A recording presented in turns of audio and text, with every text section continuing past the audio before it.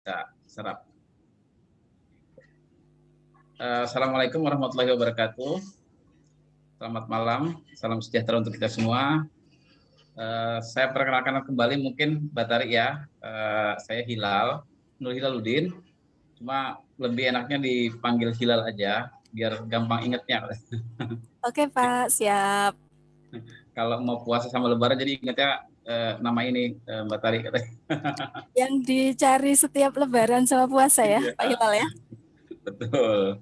Ya, saya di Yayasan Rumah Pelangi sedikit bicara tentang Yayasan Rumah Pelangi. Yayasan Rumah Pelangi ini berdiri tahun 2010. Jadi pada saat itu kegiatan kami masih lebih banyak di kegiatan keagamaan, religi. Sebetulnya Yayasan Rumah Pelangi ini punya 3 pilar. Yang pertama pilar lingkungan, yaitu pendampingan dan edukasi kepada masyarakat tentang pengolahan sampah dengan sistem bank sampah. Lalu ada pilar kedua yaitu pendidikan. Alhamdulillah kami punya sekolah kecil tingkat TK dan SD atau MI di daerah Tangerang sana, Ciledug. Lalu yang ketiga adalah pilar parenting atau pengasuhan. Alhamdulillah kita kerjasama dengan Yayasan Kita dan Buah Hati, Kak Eli Risman, untuk memberikan konsultasi tentang kegiatan parenting atau pengasuhan. Nah, itu mungkin sekelumit tentang Yayasan Rumah Pelangi. Nah, kemarin kita memang sebelum melakukan webinar ini sempat diskusi sama Mbak Tari dan teman-teman anak bumi. Ada beberapa bahkan lumayan banyak sih dari grup yang ada dan teman-teman yang ada yang tersebar di seluruh wilayah Indonesia ini itu yang juga pengen dapat sharing juga tentang kegiatan bank sampah. Seperti apa sih bank sampah? Apa sih bank sampah? Kenapa harus bank sampah? Lalu apa manfaatnya? Apa korelasinya dengan kondisi saat ini? Lalu bagaimana memulainya? Terus tata kelolanya seperti apa? Ya mungkin dengan beberapa pengalaman yang ada, saya waktu itu diskusi dengan teman-teman anak bumi dan ya kenapa enggak kalau hal ini punya nilai manfaat, saya juga bersedia untuk sharing kok seperti itu. Nah, Terima kasih Pak Hilal. ya, nah ini judulnya sih memang kelihatan agak berat ya, pengolahan sampah skala rumah tangga melalui sistem bank sampah nih. Tapi kita ngomong santai aja, sharing santai. Jadi nanti Betul, betul. mengalir saja. Karena biasanya kalau dipakai pakai slide kan kelihatannya agak berat ya. Wah ini apa sih tata kelola bank sampah, manajemen bank sampah, kayaknya berat. Jangan-jangan nanti yang baru memulai udah mundur duluan dengar kata-kata berat manajemen gitu ya. Iya, Tapi betul. kita sharing santai aja. Boleh next. Ini mungkin agak noise ya, agak berisik soalnya hujan nih di daerah sini. Di daerah Sawangan sini, saya di Sawangan kebetulan. Lagi hujan jadi emang agak-agak berisik. Nah, tentang bank sampah atau pengolahan sampah sendiri, sebetulnya sudah ada dasar hukum yang mewadahi tentang kegiatan pengolahan sampah. Yang pertama ada Undang-Undang Nomor 18 Tahun 2008. Mungkin teman-teman nanti bisa browsing atau lihat-lihat karena kalau ditampilkan di sini terlalu berat bahasanya baku banget dan kaku banget. Lalu ada permen atau peraturan pemerintah nomor 81 tahun 2012, lalu juga ada yang nomor 3-nya Fatwa MUI nomor 47 tahun 2014. Nanti mungkin teman-teman bisa cari tahu seperti apa sih Undang-Undang nomor 18, seperti apa sih peraturan pemerintah nomor 81 tahun 2012, lalu Fatwa MUI nomor 47 tahun 2014 itu seperti apa. Dan sebetulnya masih banyak lagi dasar-dasar hukum yang melandasi kegiatan pengolahan sampah. Ini saya ambil yang umum saja, karena di setiap wilayah atau tiap daerah itu juga punya kebijakan masing-masing dan punya aturan daerah masing-masing. Oke, next-nya Mas. Nah ini kalau kita ngomongin sampah, pastinya tidak lepas dari komposisi sampah. Secara umum, komposisi sampah yang kita ketahui berdasarkan beberapa penelitian yang ada itu mungkin saat ini mungkin sudah bergeser kali ya. Tapi ini cuma pengetahuan umum saja, kondisi umumnya bahwa komposisi sampah kita tuh didominasi oleh sampah organik sebesar 67%. Lalu sampah anorganiknya 32,8%, dan sisanya itu lain-lainnya itu 0,2%. Nah ini mungkin yang tanpa kita sadari ketika di rumah kita setiap hari memproduksi sampah atau menghasilkan sampah, komposisi sampah kita seperti ini kurang lebihnya. Kita mungkin tidak sadar bahwa dalam satu kantong plastik kita mungkin yang paling banyaknya adalah sampah organik. Nah, mau diapain sih sampah organik, mau diapain sih sampah anorganik, lalu mau diapain juga sampah lainnya. Dan siapa juga yang punya kapasitas untuk ini. Mungkin nanti kita akan diskusi juga sama teman-teman. Oke, nextnya. Next. Nah, kalau ada pertanyaan, siapakah produsen sampah? Wah, nanti ini pasti ini banyak nih yang jawab, wah itu yang pasar mungkin produsen sampah. Lalu ada juga yang jawab, wah mungkin kantor, mungkin A, B, C, E, F, G. Padahal ini sadar atau tidak sadar, ini penelitian TLUI ya, Teknik Lingkungan UI, mungkin memang sudah lama, 2010 waktu kita kerja sama dengan mereka untuk melakukan kajian berapa sih per orang per hari itu menghasilkan sampah. Rata-rata setiap orang menghasilkan sampah 0,5 sampai 0,8 kg sampah per orang per hari. Jadi 17%-nya adalah mayoritas sampah plastik.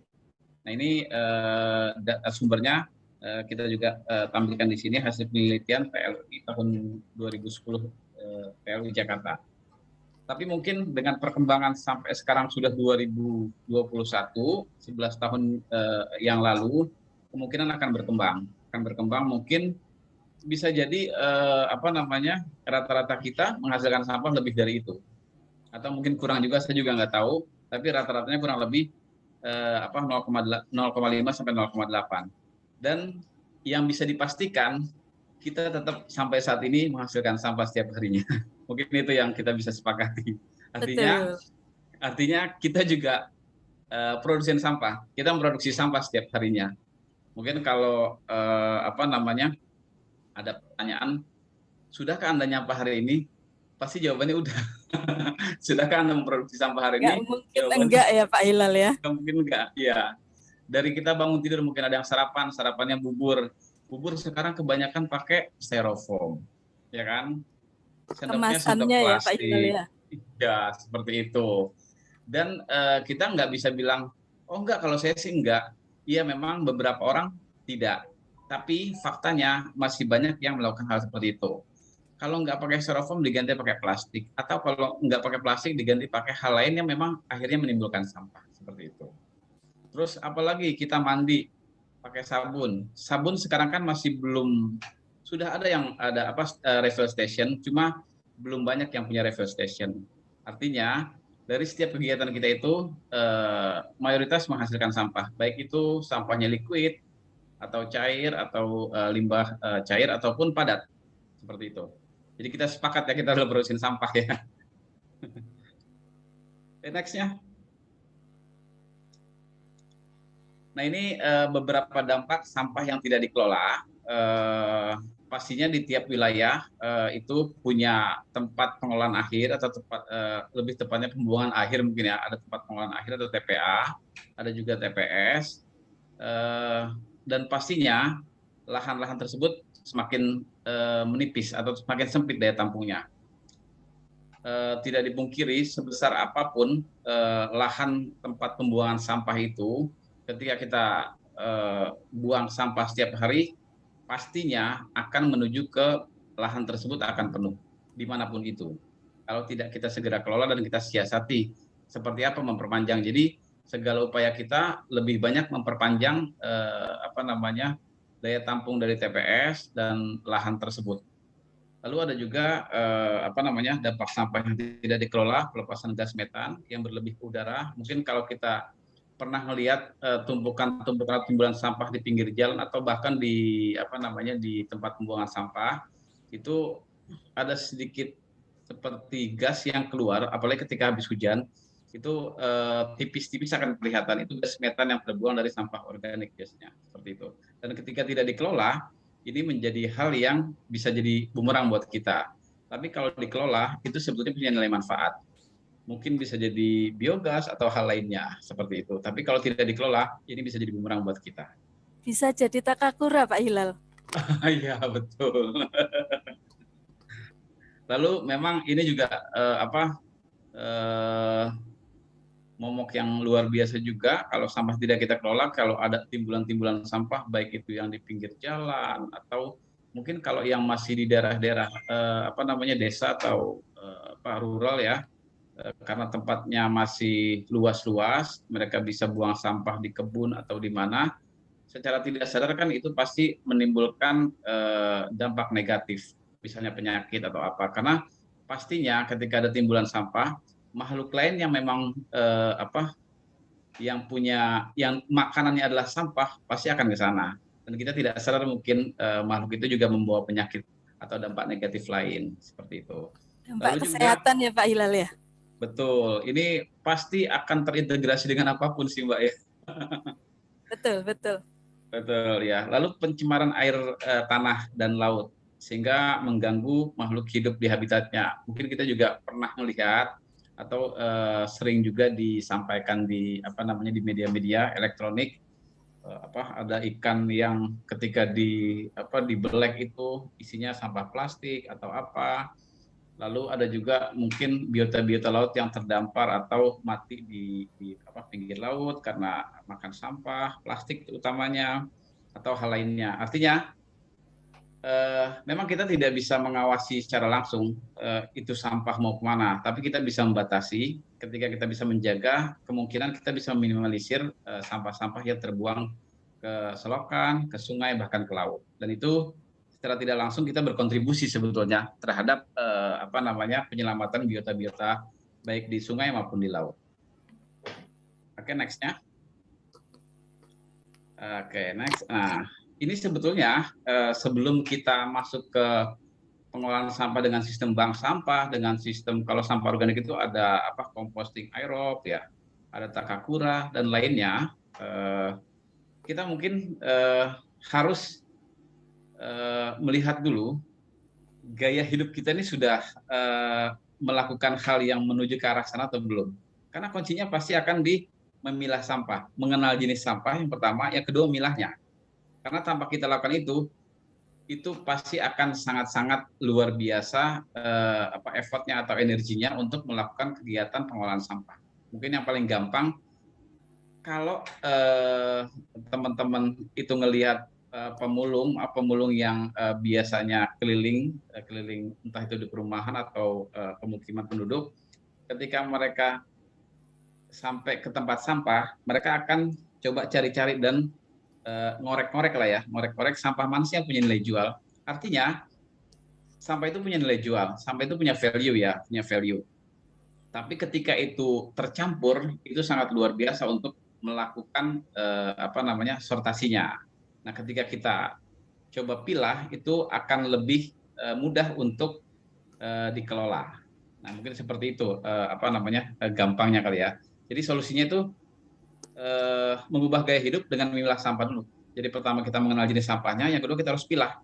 Karena dengan dipilah akan lebih memudahkan, energinya akan lebih sangat-sangat efektif dan efisien untuk dikelola atau diolah seperti itu.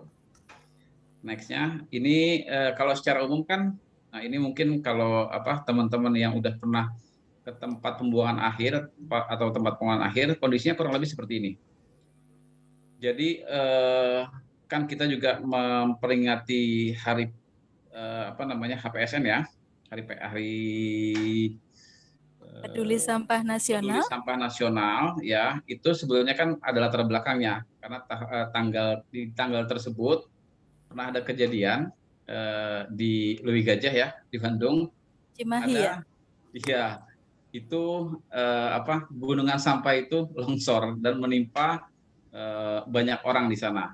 Kenapa? Karena juga di sana pasti akan jadi sumber hidup orang-orang yang memang mata pencariannya adalah di kegiatan pemilahan sampah dan sortasi sampah. Nah, kalau kita sudah mengenal jenis sampah, kita sudah coba pilah sampahnya, insya Allah untuk pengelolaannya akan lebih mudah. Secara umum kan sampah itu dibagi menjadi dua, organik dan anorganik. Nah, nantinya baru anorganik itu bisa kita pilah lagi anorganik yang bisa dikelola dan B3 mungkin ya, berbahaya dan beracun yang sebetulnya bisa dikelola tapi kapasitasnya bukan ada di masyarakat secara umum, karena itu ada lembaga atau instansi yang memang punya sertifikasi yang bisa melakukan pengelolaan sampah jenis tersebut, seperti itu. Jadi secara umum mungkin yang hadir di sini juga sudah cukup familiar dan cukup tahu bahwa sampah secara sifatnya kita bagi menjadi dua, organik dan anorganik. Oke, next-nya. Nah, keuntungan memilah sampah tadi sendiri, ketika kita sudah mengenal jenis sampah, awalnya kita mengenal jenis sampah, lalu kita pilah sampahnya. Tadi saya sampaikan di awal, komposisi sampah kita kurang lebih sekitar 67% itu adalah sampah organik. Sampah organik itu sangat banyak sekali metodenya, sistemnya. Salah satunya melalui composting ya, menjadi kompos. Lalu sekarang juga sudah digunakan untuk bahan atau untuk pakan maggot. Lalu ada juga penggunaannya itu untuk biogas dan lain-lain. Ini mungkin banyak lagi yang bisa dikelola dan didapatkan dari sampah organik yang bisa dipilah dan dikelola. Lalu sampah anorganiknya yang 32,8% itu, sebagian besar dari jenis sampah ini sebetulnya bisa kita lakukan sistemasi dengan kegiatan pemilahan, pengumpulan, dan penyetoran ke bank sampah. Nah, tujuannya sih sebetulnya tujuan utamanya adalah mengurangi timbulan sampah. Nah, bonusnya biasanya ada penghasilan tambahan di situ.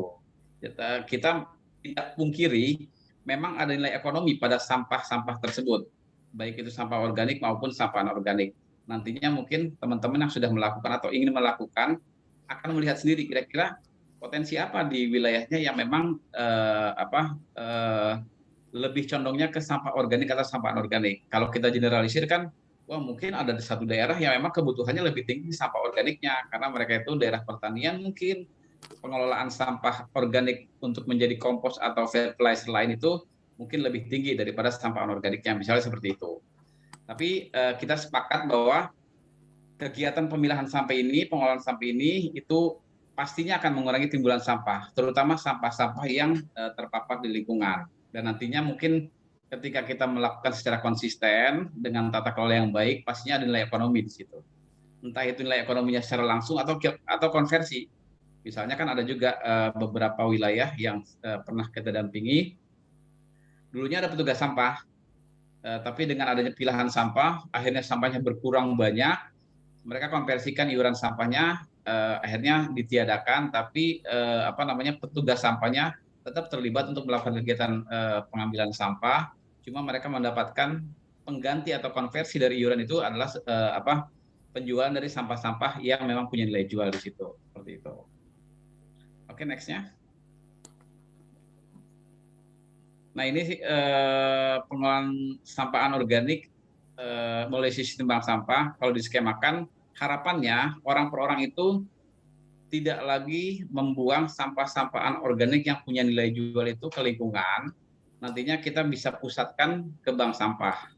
Nah, harapannya dengan sistem pemilahan dari rumah, biasanya sampah yang sudah dikelola dan dipisahkan dari rumah itu lebih bersih ketimbang kalau kita lihat sampah itu udah kecampur di tempat sampah, itu udah kecampur sama bekas makanan, bekas apa segala macam, itu mungkin bisa dikelola, tapi energi akan lebih tinggi ketimbang kita pilah dari rumah. Nilainya juga lebih rendah ya Pak Hilal ya? Betul, betul. Dan biasanya yang melakukan itu hanya petugas sampah atau pemulung. Kalau warga secara umum mungkin kalau udah sampai ke tempat sampah, mereka udah di tempat sampah ngapain juga sih kita coba korek-korek tempat sampah kayak gitu. Kayak nggak ada kerjaan katanya.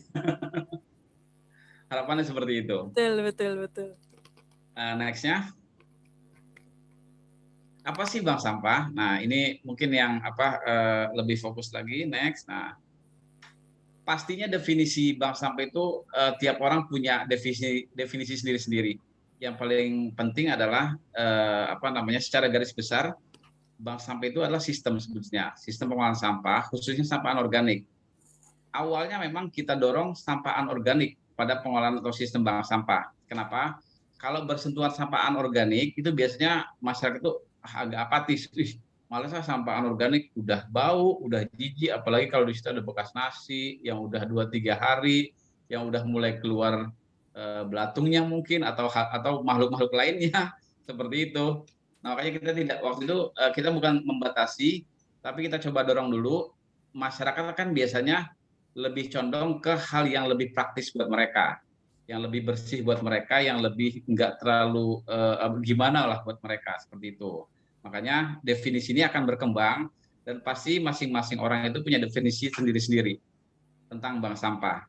Tapi kalau garis besarnya lebih ke sistem pengolahan sampah, khususnya sampah anorganik sejak dari sumbernya. Kita sepakati sejak dari sumbernya, apakah itu dari rumah, rumah biasanya dari dapur, ya kan? Lalu kalau misalnya di sekolah mungkin dari kantin sekolah, dari kelas atau dari tempat-tempat yang memang di situ ada aktivitas yang menghasilkan sampah. Dikelola secara kolektif ini juga jadi kata kunci yang membedakan kita dengan pengepul atau pemulung atau bandar di beberapa lokasi itu namanya beda-beda. Bank sampah ini dilakukan secara kolektif dan berbasis masyarakat atau berbasis orang. Karena kalau misalnya itu cuma satu orang, pasti akan dibilangnya ya sama aja mungkin sama lapak atau pengepul. Nah, tapi ini memang berbasis kolektif dari warga-warga atau dari masyarakat yang dilakukan secara sistematis. Sistematis artinya kita punya sistem nih, dipilah dari rumah, dikumpulkan, disepakati akan dibawa ke satu tempat yang sudah disepakati juga, entah itu seminggu sekali, 2 minggu sekali, atau sebulan sekali, sesuai dengan waktu yang sudah disepakati. Mungkin harinya bisa jadi weekend atau weekday, waktunya juga sudah ditentukan, misalnya dari jam 7 sampai jam 11 atau dari jam 8 sampai jam 11, seperti itu sistematis hingga mempunyai nilai manfaat kembali. Nah, mempunyai nilai manfaat kembali artinya sampah-sampah yang sudah dikumpulkan itu diupayakan yang punya nilai jual dan yang paling banyak ada di sekitar kita. Seperti itu. Akhirnya ketika mereka sudah kumpulkan, ini bisa dikelola kembali, dikelola, disortasi kembali, dikelompokkan menurut jenisnya, itu bisa dijual, bisa juga dikreasi daur ulangkan ketika masyarakat sudah punya kapasitas untuk itu, sehingga nanti nilai manfaatnya bisa kembali lagi kepada masyarakat tersebut. Dan dicatat. Nah, sekali lagi ada unsur pencatatan di sana. Biasanya antara kilogram dan rupiah, nama nasabahnya, siapa saja, bahkan satu nasabah itu misalnya mewakili rumah atau kakak, berapa sih jiwa yang ada di situ, biasanya kita tercatat seperti itu. Nah, akhirnya akan terlihat kira-kira berapa banyak sih masyarakat yang bisa terlibat dengan kegiatan bank sampah, berapa banyak sampah yang bisa kita serap, berapa banyak pula sampah yang belum kita bisa kelola. Seperti itu. Akhirnya catatan-catatan ini sama narasi-narasi ini menjadi penting ketika kita ingin mengembangkan kegiatan bank sampah ke tahapan selanjutnya. Kalau mungkin awalnya di tingkat RT, kita mau melanjutkan lagi ke tingkat RW, ke tingkat kelurahan, kita udah punya catatan-catatan yang nantinya menjadi data kita. Jadi data kita seperti apa sih pengolahannya? Oh, kalau misalnya baru tingkat RT mungkin kita belum harus punya tempat. Kalau baru tingkat RW mungkin kita belum harus punya bangunan. Tapi ketika ini udah masuk ke ranahnya seperti bank sampah induk, tingkatnya kelurahan atau kecamatan bahkan kota, mungkin kita harus punya tempat. Nah, ini hal inilah yang nantinya ketika dengan catatan-catatan tersebut kita punya data yang bisa kita kembangkan ke depannya seperti itu. Oke, next. Nah, ini yang seperti saya sampaikan tadi, tujuan utamanya itu sebetulnya adalah mengurangi timbulan sampah yang terpapar di lingkungan. Tapi kita juga tidak boleh pungkiri bahwa semua kegiatan itu pasti ada biaya di sana. Walaupun di awalnya kita sepakati ini adalah bagian dari kepedulian, bagian dari partisipasi masyarakat dan lainnya, tapi memang tidak kita pungkiri bahwa semua kegiatan yang melibatkan orang, yang melibatkan tenaga, yang melibatkan waktu dan tempat itu pasti akan ada biaya yang akan timbul di situ. Makanya harus kita sepakati juga kalau ini adalah bagian dari partisipasi dan kepedulian dan tanggung jawab kita sebagai masyarakat secara umum untuk mengolah sampah kita, kita juga harus sepakati apakah biaya operasional yang akan timbul ini disepakati akan ditanggung oleh siapa. apakah bank sampah itu juga ketika kegiatan ini operasional cost ini biaya ini ditanggung oleh bank sampah. Nah, bank sampah itu memang wajib untuk melakukan kegiatan dalam tanda kutip bisnis kecil ya, bisnis kecil yang tujuannya untuk menopang biaya-biaya yang akan timbul tadi. Kenapa seperti itu? Kalau nantinya berbasis kepedulian murni ya, syukur-syukur ini bisa berlanjut terus-terusan, berkelanjutan. Tapi kadang-kadang sadar atau nggak sadar, kita juga harus sepakat juga.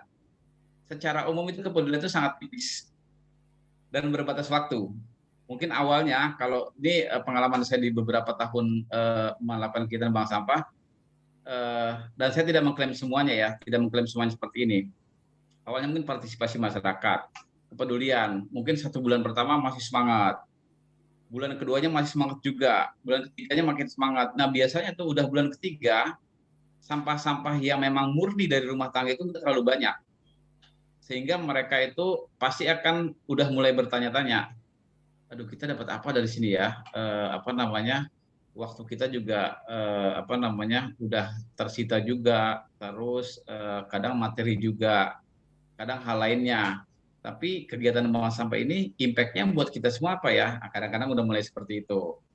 Tapi saya tidak pukul rata semuanya seperti itu. Banyak juga yang memang sampai sekarang masih langgeng, sampai sekarang masih jalan terus berbasis kepedulian. Karena sadar atau nggak sadar, dan faktanya kebanyakan kegiatan bank sampah ini yang melakukan itu udah generasi 4.0, 40 ke atas biasanya melakukannya, di mana alasan utamanya itu, motivasi utama mereka itu mungkin mereka juga pengen punya nilai manfaat. Lalu mereka Kirain juga 4.0 apaan? 40 ke atas 40 ke atas. Tapi kita sepakat kan ya, rata-rata pelaku bank sampah itu rata-rata seperti itu. Dari rural sampai urban rata-rata seperti itu, Mbak, kebanyakan. Nah, makanya mungkin melalui forum ini kenapa tidak kalau nantinya akan muncul generasi-generasi milenial dan digital yang juga dengan kapasitas mereka, dengan potensi mereka bisa menggiatkan bank sampah di kaum digital dan milenial seperti itu. Sepakat, Pak Hilal, dan juga mengatasi kebuntuan yang selama ini dialami oleh generasi 4.0 tadi ya. Anak Betul, milenial tuh iya. pasti banyak idenya.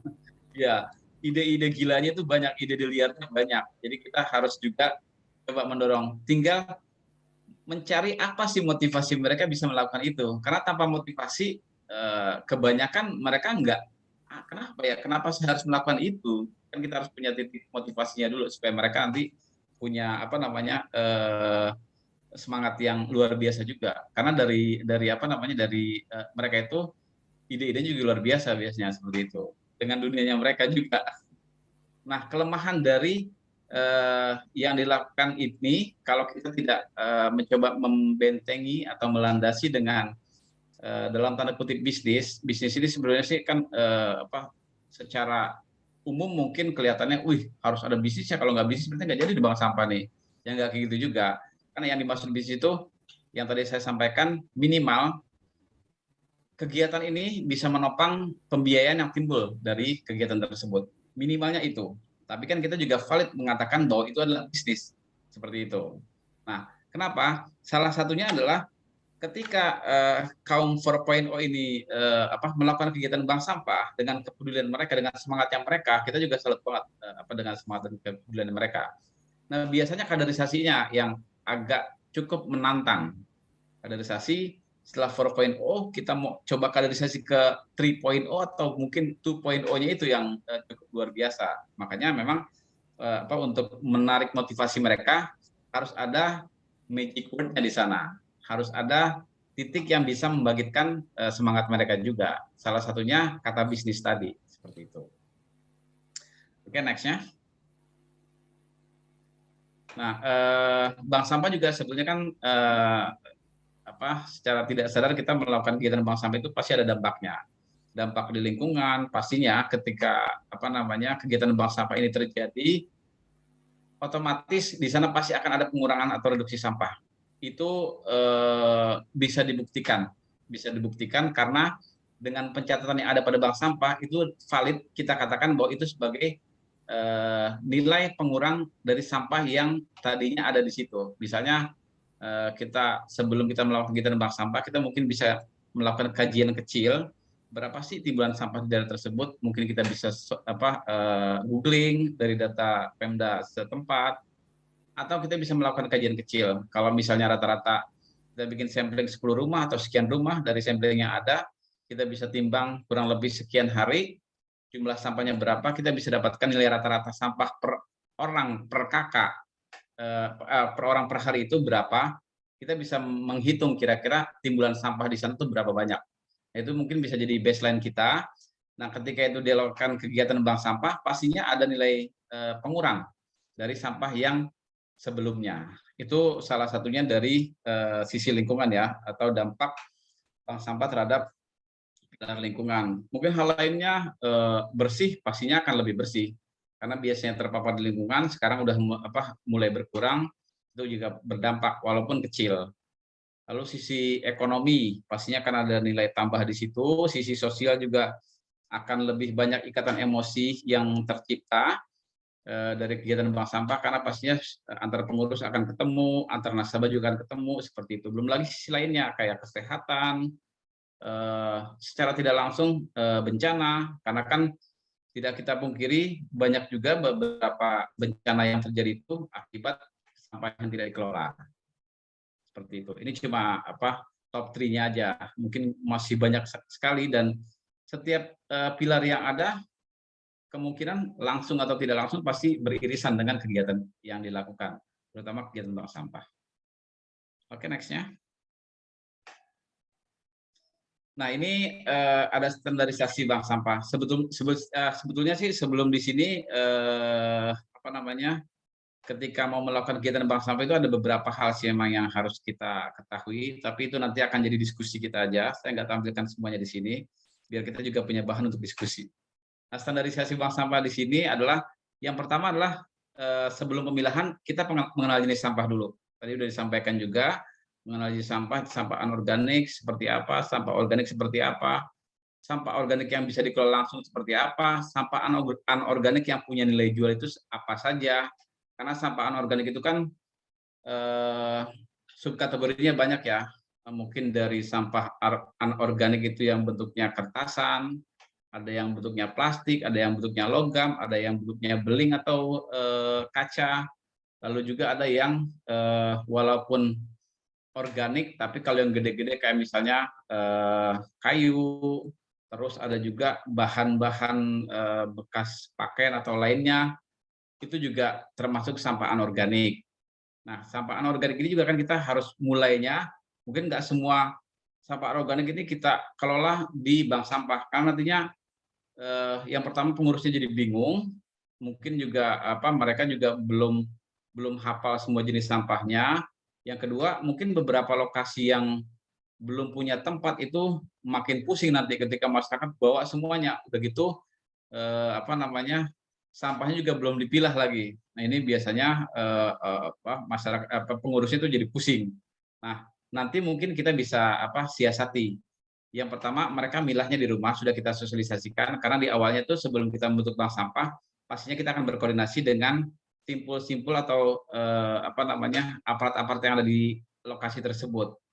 Mungkin bisa jadi dari jajaran RT dan jajarannya, RW dan jajarannya, atau kalau ada tokoh masyarakat, forum-forum yang ada di sana, arisan RTK, arisan RWK, forum-forum keagamaan misalnya Majelis Taklim dan lainnya, itu bisa kita kita masuki untuk langkah sosialisasi di awal. Lalu setelah kita sosialisasikan di mereka, kita sambil mensosialisasikan kira-kira jenis sampah apa saja nanti yang sudah kita mulai bisa pilah. Dan mungkin di awalnya nggak harus semua jenis sampah, kita bisa bertahap. Misalnya, minggu ini kita akan coba pilah yang paling banyak di sekitar kita, misalnya botol air mineral, gelas air mineral, terus ada kardus, ada kertas, dan kaleng misalnya. nggak apa-apa kita bertahap aja dulu. Mereka pilah sampah dari sumbernya bertahap. Oke, kita minggu ini mungkin 5 jenis dulu. Yang sering kita temui itu mungkin 5 jenis ini. Nah, nanti berikutnya kalau mereka sudah mulai hafal dengan 5 jenis ini, kita tambahkan lagi. Oke, berikutnya adalah tambahan lagi nih emberan, terus apalagi duplex atau boncos ya, kertas-kertas kayak bekas apa namanya, kotak susu dan lain-lain, bekas-bekas undangan, kalender. Terus kita tambah lagi ada nih yang namanya HDPE atau NASO atau mainan. Nah, kalau bertahap seperti ini, yang pertama nasabah atau warga itu bisa memulai memilah sampah dengan lebih sistematis. Yang kedua, pengurusnya nggak terlalu dipusingkan dengan sampah yang nantinya akan disetorkan itu nggak terlalu banyak dan dia bisa mensosialisasikan kembali ke warganya untuk kondisi yang disetorkan. Misalnya, oke, awalnya kita cuma 5 jenis dulu ya, supaya nanti terbiasa dan nggak terlalu sumpek dan pusing dengan jenis-jenisnya. Botol, misalnya botol air mineral. Nah, ketika mereka sudah memilah, mereka menyepakati hari dan tanggalnya dan waktunya. Ketika mereka setor sampah sambil disosialisasikan kembali. Nah, besok kalau misalnya setor botol air mineral ini kalau bisa labelnya dibuka. Tutupnya sudah mulai dipilah. Gelas juga, gelas air mineral ini labelnya dibuka. Terus kayak kardus-kardus atau kertas-kertas mungkin bisa dirapikan. Kaleng-kaleng juga nanti akan dipilah kembali karena kan kaleng minuman itu biasanya ada juga yang aluminium, ada juga yang kaleng. Itu mulai disosialisasikan ketika mereka menimbang seperti itu. Lalu berikutnya adalah memiliki tempat atau sarana untuk melihat dari sumbernya. Ini juga kalau melihat seperti ini kelihatannya berat jadinya.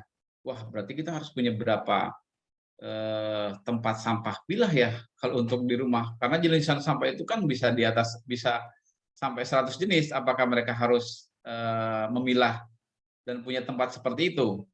Nah, sebetulnya prakteknya sih nggak terlalu serumit itu.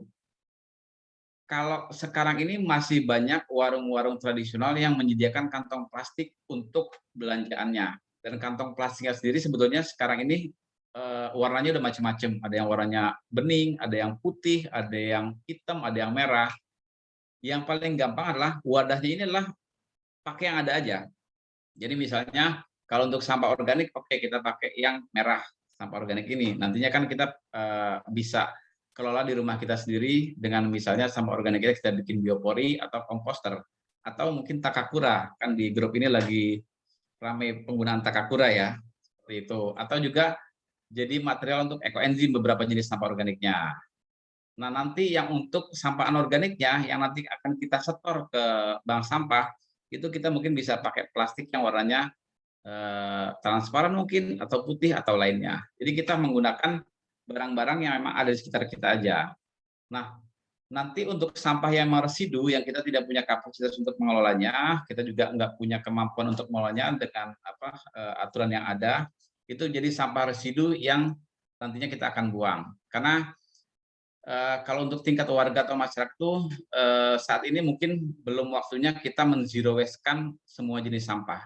Kita masih punya kapasitas dan nantinya kita mungkin akan melakukannya tahap demi tahap. Ekspektasinya jangan terlalu di-push di awal harus melakukan seperti ini, tapi tahapannya yang penting, prosesnya seperti itu. Lalu berikutnya ada pengurus bank sampah. Nah, ini pengurus bank sampah ini vital sekali di kegiatan sistem bank sampah karena mereka ini jadi ujung tombaknya kegiatan tersebut berjalan. Nah, ini mungkin yang nantinya wilayah per wilayah itu pastinya punya karakter yang berbeda-beda. Pengurus bank sampah ini bisa juga dipilih dari, kalau misalnya tingkatnya RT mungkin mewakili beberapa rumah dari berbagai sudut atau lokasinya. Karena kan untuk di beberapa wilayah yang rural ya atau di pedesaan, biasanya satu RW itu nggak banyak RT-nya, tapi jaraknya jauh-jauh mungkin antar rumahnya, misalnya seperti itu. Mungkin kita bisa menzonasikan pengurusnya itu mewakili zona A, zona B, zona C, misalnya seperti itu. Atau kita juga bisa memilih atau mencari pengurusnya itu yang mewakili segmen-segmennya, misalnya segmen Karang Taruna atau Pemudanya ada, segmen dari perangkat RT-nya ada, segmen dari kader entah itu kader PKK atau kader lainnya juga ada, atau segmen-segmen lain seperti itu. Tapi yang jelas pengurus bank sampah ini sangat vital dan sangat penting. Nah ini biasanya yang jadi tantangan pada kegiatan pada inisiasi atau pembentukan bank sampah di awal. Lalu berikutnya adalah adanya jadwal penimbangan. Ini juga harus dilakukan karena ketika tidak ada jadwal penimbangan, penimbangan yang berdasarkan kalau udah penuh aja, misalnya udah banyak sampahnya di rumah, nantinya kita tidak melakukan ini dengan sistematis dan efektif. Mungkin kalau ngelihat namanya bank sampah, itu kan mengadopnya ke bank konvensional. Di bank konvensional itu ada tata caranya di sana, ada jam bukanya. Nah, kalau misalnya kita ke bank konvensional, kita datang di sana, kita daftar ya, walaupun di sana mungkin akan lebih canggih, tinggal pencet aja, keluar nomor antrian, lalu kita menuju ke tempat slip storan. Nah, harusnya sih emang kalau ke bank sampah nyetor ya, jangan ngambil ya. Mudah-mudahan masih sepakat untuk setor kalau ke bank, bukan ngambil. Nah, itu kan ada sistemnya. Jadi dari awal kita ngambil nomor, kita registrasi lah ya. Lalu kita ngambil slip storan, kita tuliskan berapa nominal yang kita ingin setorkan, lalu baru kita ke kasir. Nah, disitulah nanti dihitung uang kita. Setelah itu kita pulang dengan membawa buku tabungan yang di dalamnya sudah dimasukkan tambahan atau catatan bahwa kita sudah setor, seperti itu. Nah, di bank sampah juga seperti itu. Nah, karena sampah ini mungkin kalau pas inisiasi awal atau pembentukan awal, biasanya tuh di 1 sampai 3 bulan pertama itu sampahnya banyak banget dari warga. Karena biasanya mereka cuci gudang. Jadi, oh ternyata sampah ini punya nilai jual ya. Minggu besok kita bawa lagi deh. Oh, yang lainnya bawa semuanya, itu lumayan banyak itu, cuci gudang semuanya. Nah, di 3 bulan berikutnya baru kelihatan tuh kira-kira sampah yang memang betul-betul murni dihasilkan dari kegiatan di rumah tangga itu berapa banyak. Nah, seperti itu. Nah, kalau melihat seperti ini, kita memang wajib untuk melakukan menetapkan jadwal penimbangan. Biasanya sih yang saya lakukan di awal itu 2 minggu sekali. 2 minggu sekali kita melakukan kegiatan setoran sampahnya, ditentukan misalnya per 2 minggu itu di setiap hari misalnya hari Sabtu, itu nasabah yang sudah memilah sampah di rumah dan mengumpulkan, itu bisa membawa ke bank sampah tersebut dari jam 8 sampai jam 11 misalnya. Jadi kita efektif dan efisien. Yang kita lakukan itu kerjanya kalau masih 2 minggu sekali, berarti sebelum cuma 2 kali. Dan kita tentukan juga waktunya, dari jam sekian sampai jam sekian. Jadinya nantinya ketika mereka sudah lewat dari waktunya, mungkin kita punya batasan waktu, tapi kita juga punya kebijakan. Mungkin kalau yang dari jauh udah capek-capek sampai situ terus mereka nggak bisa dilayani, kan kasihan juga, seperti itu. Kita juga punya kebijakan, tapi kita harus punya batasan juga, kira-kira sampai jam berapa. Karena kalau nggak seperti itu, kerja kita nanti nggak efisien. Kalau misalnya dibuka setiap hari yang datang cuma 2 atau 3 orang, nggak efektif juga. Kita harus punya orang yang menjaga di situ dari jam sekian sampai jam sekian. Nah, udah gitu, sampah yang dihasilkan juga nggak banyak. Kalau udah lewat dari 2-3 bulan itu biasanya nggak terlalu banyak. Nah, makanya supaya lebih efektif, supaya lebih sistematis, kita bikin jadwal penimbangannya itu antara seminggu sampai 2 minggu. Kalau kira-kira 2 minggu itu terlalu banyak dan keteter pengurusnya, kita mungkin bisa turunkan menjadi seminggu sekali, seperti itu. Nanti kita lihat kondisinya seperti apa. Nah, ini penting banget untuk melakukan jadwal penimbangan. Lalu berikutnya adalah adanya sistem administrasi atau pencatatan. Salah satu yang membedakan antara bank sampah dengan pengepul atau pemulung atau lapak itu adalah pencatatan yang sistematis atau sistem administrasi. Bank sampah ini melakukan kegiatan pengumpulan sampah, yang sampahnya nanti akan dijual atau dikelola atau diguna ulang. Nah, di sana pasti akan mengalir transaksi yang menghasilkan uang. Uang ini sangat sensitif.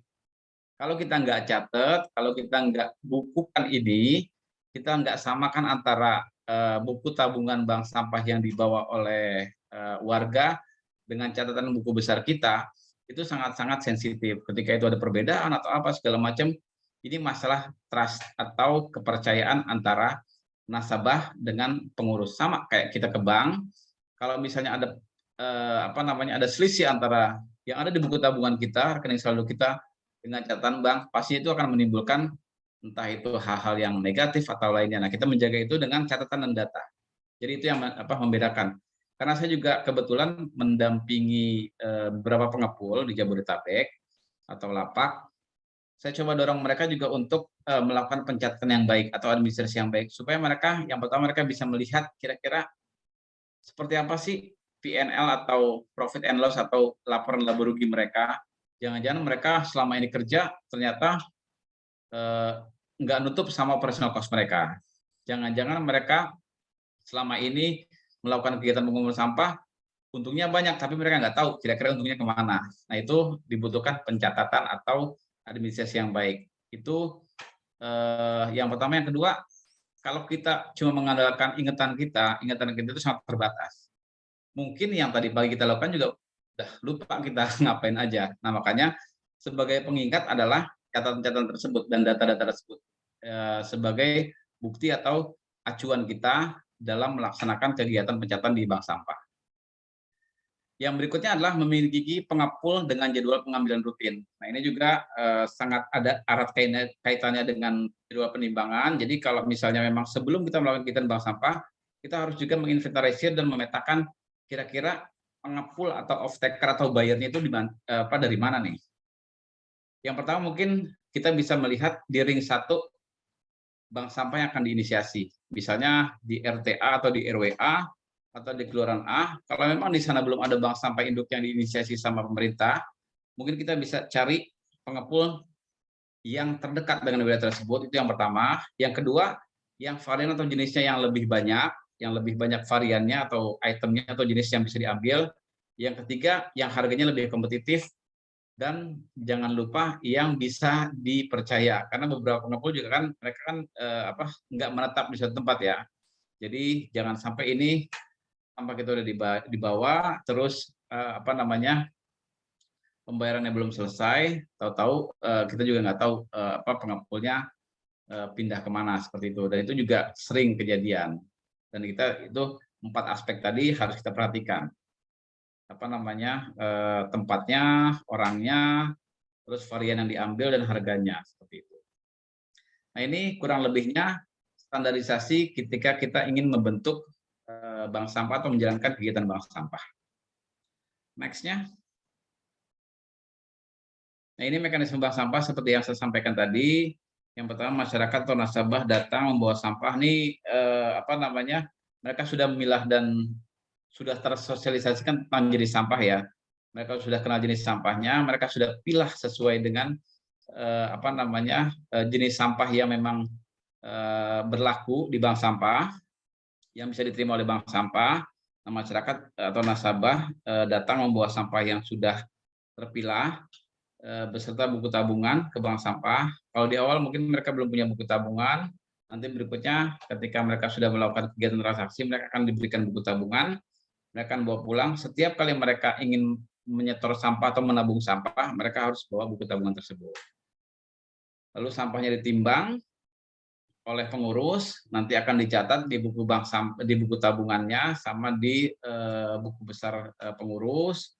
Lalu setelah sampah ditimbang, dicatat pada buku tabungan dan buku besar, lalu sampah tersebut yang terkumpul di bank sampah kemudian dijual ke pelapak. Nah, setelah itu harapannya sih kegiatan bank sampah ini ketika mereka bawa sampah, menyetorkan sampah, menjual sampah ke bank sampah itu uangnya ditabung dulu. Tapi itu bukan hal yang baku ya, nggak harus seperti itu karena banyak juga nasabah-nasabah itu warga ini memang yang pencarian itu dari mengumpulkan sampah. Jadi walaupun kita mendorongnya orang-orang yang tidak punya kepentingan seurgensi yang biasa mengumpulkan sampah itu harapannya bisa ditabung. Kenapa? Karena kalau biasanya nih ya, kalau di 3 bulan pertama mungkin mereka masih bawa sampahnya banyak, tapi kalau udah berikutnya paling cuma 1 atau 2 kantong kresek yang ketika ditimbang nilainya nggak banyak, paling cuma sekitar 2.000 mungkin sampai 5.000.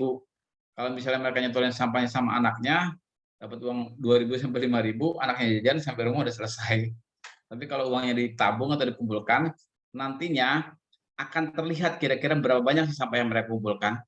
Akan terlihat juga berapa nilai ekonomi yang bisa dikumpulkan setelah itu. Nah, nantinya mungkin dengan beberapa sistem atau mekanisme yang ada di bank sampah itu bisa bikin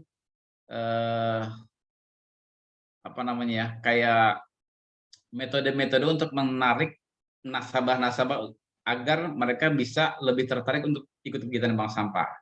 Misalnya sampahnya ditukar sama barang elektronik, dengan sembako, dengan pulsa, dengan apapun itu, seperti itu. Atau ada juga di beberapa lokasi itu yang mereka ngambilnya itu kalau mau puasa atau lebaran atau mau masuk ke tahun ajaran baru.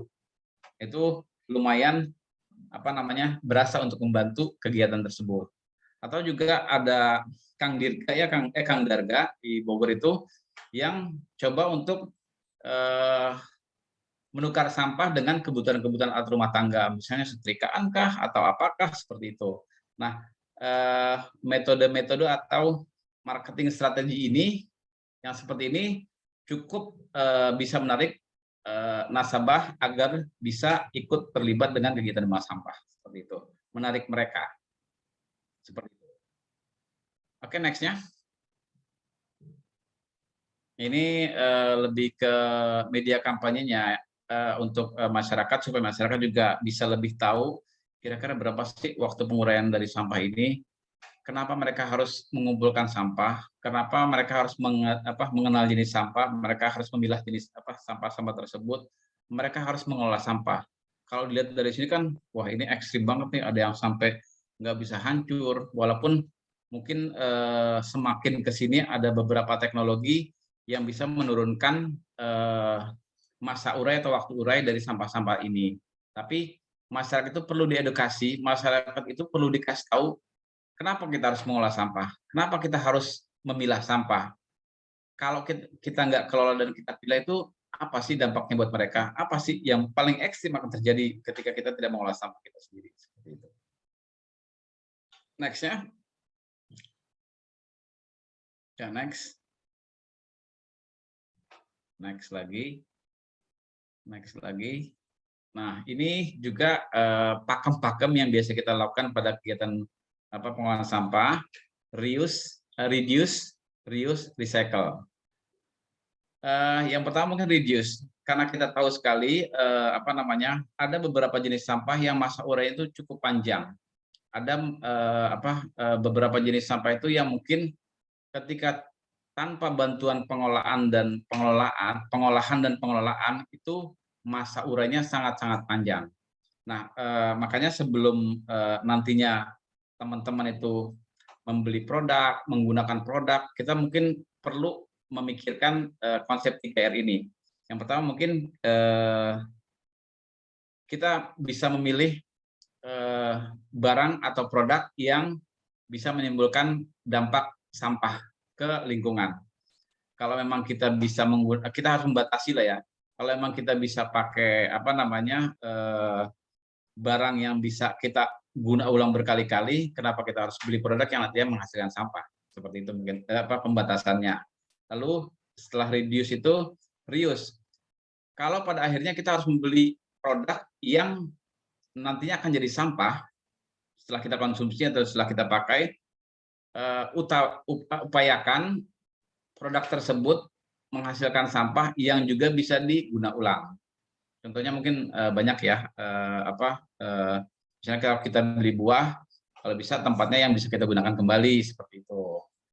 Nah, kalau memang juga ternyata dari dua pilihan ini kita belum bisa membatasi, dan ketika kita memilih produk juga bahannya tidak bisa di-reuse.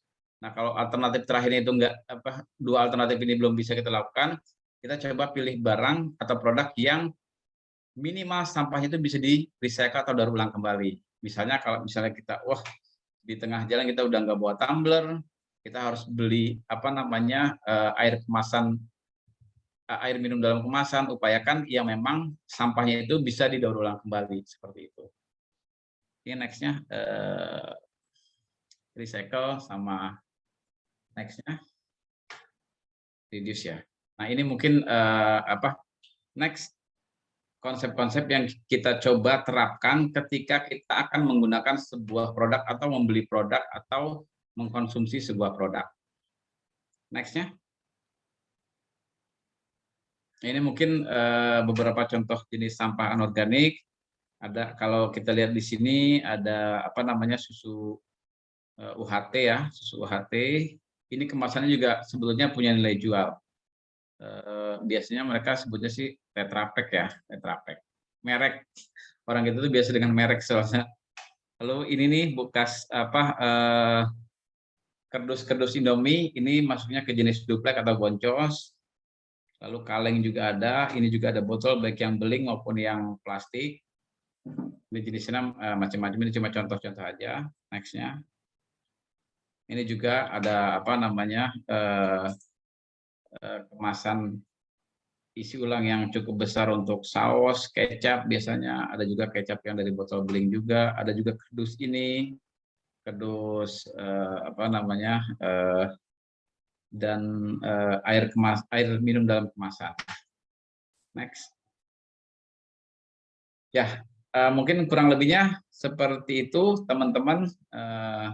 Dokter Bintari, mungkin nanti sisa waktunya kita bisa diskusi dan tanya jawab apa saja yang masih belum jelas dan kira-kira masih perlu kita diskusikan. Terima kasih. Assalamualaikum warahmatullahi wabarakatuh.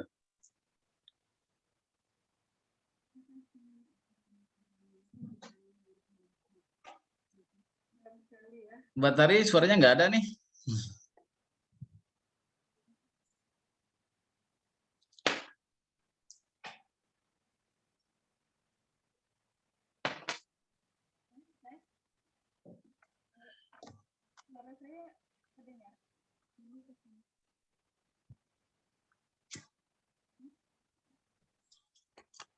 Belum suaranya. Kedengaran Mbak, kedengaran. Banyak kendala teknis nih ya. Tapi nggak apa-apa, tidak mengurangi semangat kita. Kita harus tetap semangat meskipun sudah malam ya. Itu tadi pemaparan dari Pak Hilal, luar biasa, keren sekali dan lengkap ya. Mulai dari sampai Z mengenai bagaimana Suaranya kurang keras Mbak Tari. Oh ya. Selanjutnya akan kita diskusi mengenai materi ini. Ya, kebetulan ini tadi saya ada melihat yang sudah raise hand awal-awal sekali.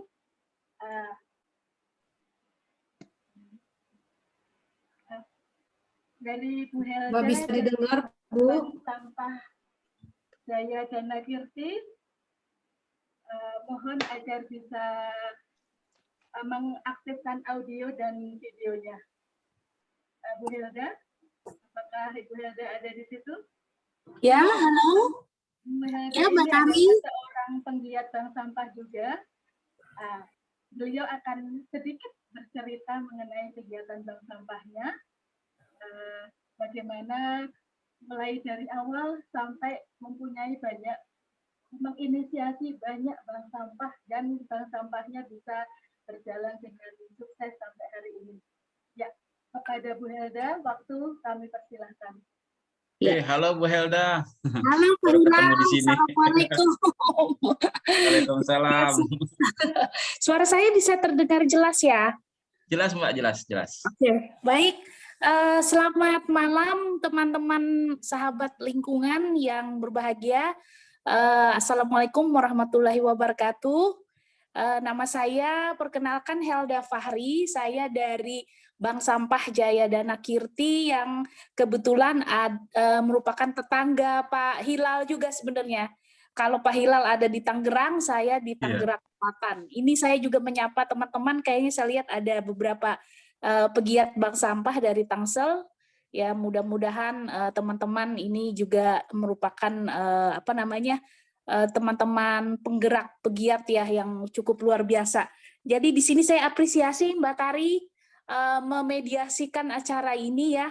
Dan kemudian di sini ada 63 peserta, luar biasa nih, nanti akan menjadi agent of change bank sampah baru ya, Pak Hilal ya.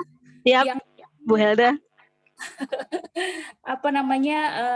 luar biasa lah ini teman-teman anak bumi ini untuk mengkaderisasi ya kita membentuk pasukan pejuang bumi ya untuk agar persoalan sampah di negeri ini bisa segera terselesaikan. Jadi target emas 2025 Indonesia bebas sampah itu benar-benar bisa terwujud. Jadi apresiasi baik memang menjadi pegiat itu bukan hal bisa dipikir bukan hal yang sulit, tapi juga bukan hal yang mudah. Jadi memang harus kita definisikan ya apa sih tujuan kita gitu untuk menjadi pegiat bank sampah. Jadi sebenarnya saya concern itu pertama adalah masalah lingkungan. Jadi bagaimana persoalan sampah ini disadari oleh semua penghasil sampah gitu loh. Kebetulan saya pernah berada di sebuah negara ya yang menemukan sampah bercecer itu agak sulit. Tapi kemudian setelah kembali ke Indonesia itu ada pertarungan batin gitu loh. Kok kayaknya orang Indonesia tuh ringan gitu ya melepaskan sampahnya. Akhirnya kita berjalan dari pegiat mungut sampah di jalan, di situ, kayaknya kurang efektif gitu untuk memberikan virus kesadaran lalu menumbuhkan sebuah kepedulian terhadap lingkungan. Nah, kemudian dari perjalanan dari 2010 itu sampai 2018 baru saya menemukan format bank sampah ini. Ternyata bank sampah ini menjadi solusi ya, menjadi solusi untuk media edukasi gitu, agar mengikut sertakan lebih banyak orang lagi punya kesadaran bagaimana mengelola sampah itu dari rumahnya masing-masing. Nah, yang tentu saja waktu itu saya diperkenalkan dengan konsep yang Pak Bambang Suwerda ya, mungkin yang tadi sudah dipaparkan sama Pak Hilal. Jadi kurang lebih awal berkenalan itu ya demikianlah bank sampah yang saya lakukan selama 2 tahun itu. Ya mungkin karena kebetulan saya dipertemukan dengan rekan-rekan yang sefrekuensi gitu ya, yang ternyata visi-misinya sama terhadap lingkungan ini. Saya mengawali kegiatan itu dari sekolah anak dulu gitu. Kenapa sekolah anak? Karena ini adalah komunitas yang sudah saya kenal, lalu kemudian yang katakanlah ada 400 siswa, berarti 400 kakak bisa kita kelola sampahnya. Nah, jadi dari situlah saya mulai masuk dengan konsep bank sampah yang sebenarnya belum tahu gimana ya mekanisme bank sampah. Jadi emang proses pencarian gitu. Masih meraba-raba ya Bu Helda. Masih meraba-raba. Orang cuma mengenalkan ini didirikan bank sampah, tapi mekanismenya, metodenya, teknisnya gitu kan kita belum diajari gitu. Jadi ya udah kita cari sendiri. 2018 itu kan perkembangan bank sampah cukup lumayan, kalau kita googling dan sebagainya itu mudahlah informasi itu didapatkan. Jadi saya memfokuskan tuh ada 6 bulan itu jalan-jalan di sekitar TPA. Jadi TPA itu ketemu pelapak di sana, kemudian kebetulan ada koperasi Danone yang di daerah dekat kita TPA itu. Nah kita jalan tuh observasi semua, kita tanya berapa harga barangnya, apa saja yang diperjualkan dan sebagainya. Baru kemudian kita berani meluncing gitu ya bank sampah di sekolah anak saya gitu. Nah ternyata benar-benar zero ya pengetahuan tentang pemilahan sampah secara detail itu benar-benar belum diketahui oleh banyak orang gitu. Nah, jadi saya pikir bank sampah ini merupakan sekolah bagaimana ilmu tentang pemilahan sampah itu bisa kita kenal. Terus terang saja gitu ya. Sepakat Bu Helda. Sebelum saya kenal bank sampah, saya tidak tahu sama sekali tentang pemilahan detail. Yang saya tahu bahwa sampah plastik, ya notabene adalah sampah non-organik, ketika dia tidak dikelola, maka dia akan memberikan ya semacam bencana ekologis lah buat kehidupan kita kan, manusia dan kemudian makhluk yang lainnya juga dengan bumi yang kita tinggali ini. Nah, dengan mengenal bank sampah itu, disitulah saya belajar mulai pengenalan tentang pemilahan lebih detail yang memang lebih concern kepada pengelolaan non organik. Jadi organiknya itu belum bisa kita tangani gitu kan. Tapi kesini akhirnya berkenalan dengan teman-teman. Ternyata organik itu juga kalau tidak dikelola akan memberikan ya bencana ekologis tadi dari peristiwa Lui Gajah dan sebagainya. Akhirnya dari situ dari sekolah lalu kita berkembang menjadi 10 tempat. Kita kelola 10 tempat. Senin sampai Jumat itu kita lakukan pengelolaan. Jadi kita menawarkan diri ya. Saya dulu jalan-jalan tuh ke restoran meminta sampahnya untuk dikelola. Jadi sebelum kita sampai ke Hikari, karena kita kan nggak ada audiens ya yang mau kita kelola gitu sampahnya. Jadi saya jalan ke restoran dan sebagainya. Ternyata teman-teman ini bisa menjadikan potensi buat kita. Jadi saya akhirnya dari satu sekolah akhirnya kita sounding. Nah, ini pentingnya media sosial, teman-teman. Jadi kita ini kan dari nothing to something gitu ya, dari nggak ada, orang nggak tahu menjadi ada, itu gimana? Artinya dengan disounding kepada orang. Nah, media yang sudah paling mendukung itu adalah media sosial. Jadi bisa gunakan semua akunnya kita itu untuk mengenalkan keberadaan kita. Jadi ternyata dari teman tahu, akhirnya minta kelola klasternya gitu kan. Nah, dari 10 tempat itu. Tapi saya kesini-sini mengelola 540 nasabah. Untuk rekapnya itu cukup luar biasa, sampai akhirnya teman-teman volunteer 2 orang administrasi keluar gitu. Nah, akhirnya kemudian saya mulai memodifikasi gimana keberadaan bank sampah ini tetap ada dan segampang mungkin dilakukan oleh komunitas. Akhirnya kita lakukan berbagi beban. Jadi warga itu yang menyetor sampah juga harus mengenali sampahnya. Dia harus melakukan fasilitas pemilahan juga ada kayak sama seperti bank sampah gitu. Nah, ketika dia datang di bank sampah, dia juga harus lakukan pemilahan mandiri. Jadi petugas bank sampah itu cuman memonitor ketepatan dari si penyetor sampah ini sesuai dengan jenisnya. Nah, sehingga pengurus tadi itu tidak terlalu beban ya. Lalu kemudian karena ini klaster, mereka pengurus itu kan volunteer ya, cukup repot untuk mereka, akhirnya disepakati setengah donasi. Jadi dari warga itu donasi, tapi kemudian mereka punya tabungan bersama gitu ya, yang nanti dimanfaatkan untuk ya kepentingan bersama gitu. Apakah untuk subsidi biopori masing-masing nasabah gitu ya, atau nanti mereka akan dapat semacam giveaway gitu ya, yang dari hasil tabungan sampah. Jadi lebih kepada sebuah manfaat gitu, bukan ke tabungan individu. Nah, ternyata untuk di kawasan BSD di Tangsel itu cukup populer dan bisa sustain dibandingkan mungkin menarik ini Bu Elda.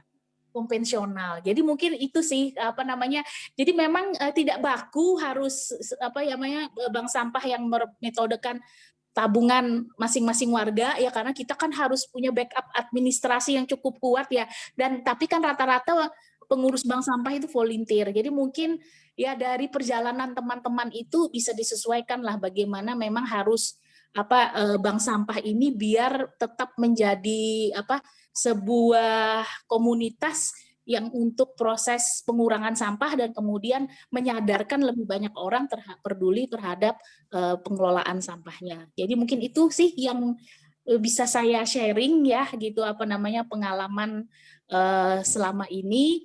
Jadi teman-teman membuka diri saja terhadap semua perkembangan yang ada ya, dimodifikasikan dengan kondisi di daerah masing-masing. Itu mungkin Mbak Tari, terima kasih banyak. Oke, terima kasih Bu Helda atas sharing-sharingnya. Ya, menarik sekali ya. Ternyata bank sampah itu tidak harus nabung sampah, tapi menggerakkan sumber daya yang ada di masyarakat untuk digunakan kembali oleh masyarakat itu. Dari masyarakat kembali ke masyarakat. Wah, luar biasa Bu Helda. Terima kasih. Oke, terima kasih. Pak Hilal, ini ada beberapa pertanyaan dari teman-teman dari seluruh Indonesia. Kita sapa dulu ya. Halo, yang dari Jawa Timur ada dari Jember ini. Terus yang dari Jawa Tengah Sukoharjo, ada dari Sleman, ada dari Aceh Pak Hilal, ada Wah, dari luar biasa. Pekalongan. Aduh, ini dan mereka luar biasanya, mereka ingin segera mengikuti webinar malam ini. Tadi sore sudah nanya ke saya, "Bu, kapan linknya dibuka, Bu?" Artinya apa? Artinya mereka merindukan lingkungan bersih. Iya. Udah nggak sabar, gimana sih caranya bikin bank sampah biar lingkungan saya cepat bersih gitu. Seperti itu ya Pak Hilal ya? Iya, betul betul. Oke, ini kegiatan kita ini terselenggara berkat dukungan dari komunitas Anak Bumi. Semboyannya Pak, Anak Bumi, salam harmonis, seperti itu ya. Wah, itu nanti buat closing kita harus bikin kayak gitu kayaknya. Wah, Anak bumi betul betul. sama harmonis. Ya, salam Anak Bumi, salam harmonis. Iya. Ya, sekarang kita Siap siap. menginjak kepada ini dulu, pertanyaan dari teman-teman dulu ya Pak Hilal ya. Ya, silakan silakan. Ini dari Ibu dari Aceh, dari Pak Samsul. Oke. Kenapa ya bank sampah itu kadang-kadang ini sering kalah sama pelapak? Kadang-kadang masyarakat itu ngelihat bahwa, "Oh, jual ke pelapak aja deh, kalau dijual ke bank sampah nanti kan, apa namanya, uangnya lama, kalau di pelapak Iya, kan uangnya cepet." Nah, itu gimana Pak supaya tidak kalah sama pelapak? Boleh iya. infonya Pak? Oke, salam kenal Pak Samsul dari Aceh ya. Saya belum pernah ke sana, Pak. Nanti kapan-kapan saya diajak ke sana, Pak ya.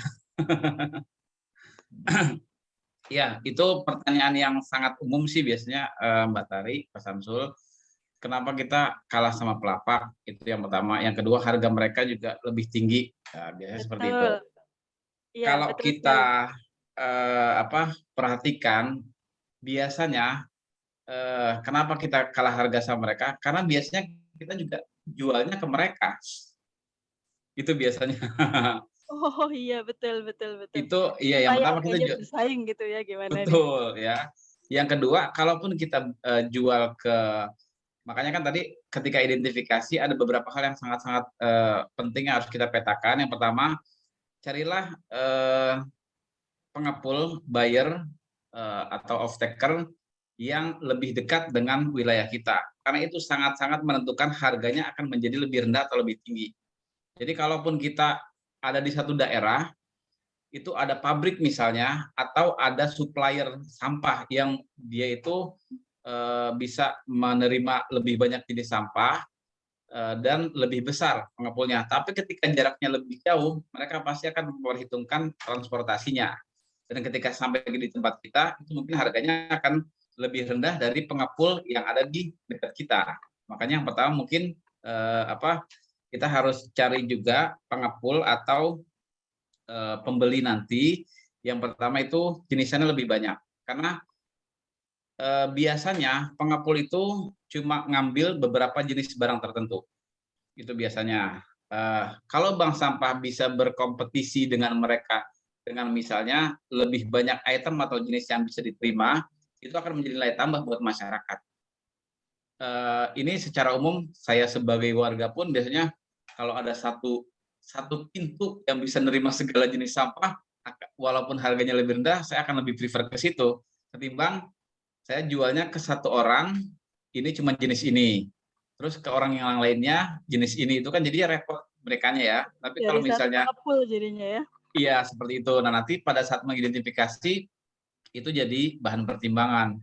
Yang keduanya harganya lebih kompetitif. Kalau misalnya yang keliling seperti yang di daerah tersebut harganya lebih tinggi, biasanya mereka tuh pengepul yang mungkin lebih besar dari yang kita jual sendiri. kita jual ke pengepul A, lebih dekat tapi itemnya lebih sedikit dan harganya lebih rendah.